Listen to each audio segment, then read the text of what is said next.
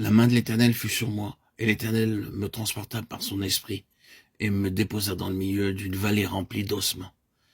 Il me fit passer auprès de tout autour, et voici, ils étaient fort nombreux à la surface de la vallée, et ils étaient complètement secs. Il me dit, Fils de l'homme, ces eaux pourront-ils revivre?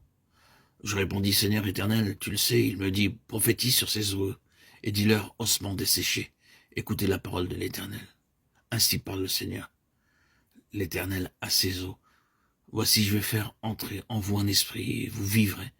Je vous donnerai des nerfs, je ferai croître sur vous de la chair. Je vous couvrirai de peau, je mettrai en vous un esprit, et vous vivrez. Et vous saurez que je suis l'Éternel. Je prophétisais selon l'ordre que j'avais reçu, et comme je prophétisais, il eut un bruit, et voici, il se fit un mouvement, et les os s'approchèrent les uns des autres. Je regardai, et voici, leur vint des nerfs, la chair crue, et la peau les couvrit par-dessus.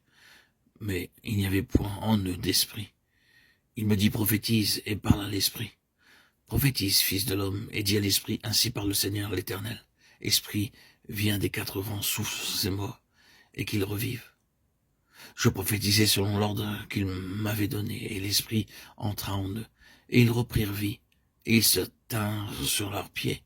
C'était une armée nombreuse, très nombreuse. Ézéchiel 37, 1, 10. Bien qu'il s'agisse dans ce chapitre d'une prophétie concernant le rétablissement d'Israël, nous voyons également que Dieu travaille selon des principes qu'il désire nous faire connaître, afin que nous les respections en les mettant en pratique en tant que collaborateurs. Ainsi, l'on ne peut forcer Dieu à faire ce qu'il n'a pas prévu dans son plan. Cependant, il est entravé si nous savons ce qu'il veut faire.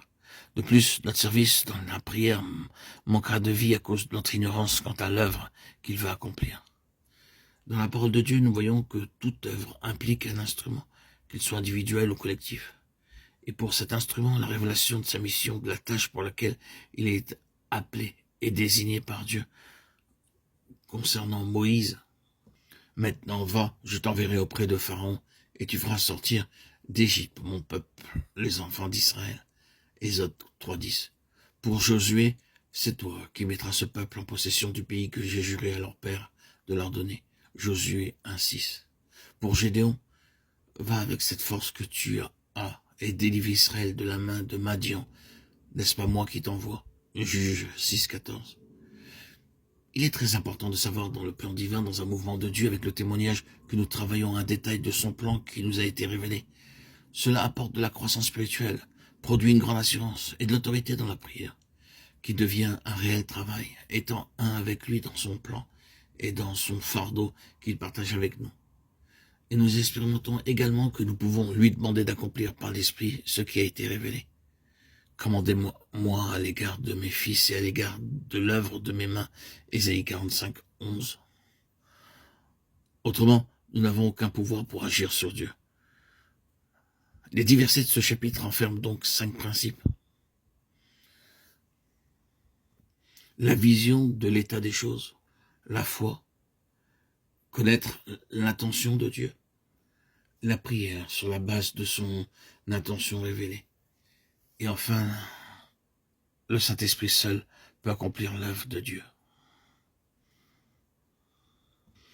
Nous examinerons ces 5 principes dans les prochains audios successivement, car ils demandent une étude approfondie qui ne peut se contenir dans un seul audio.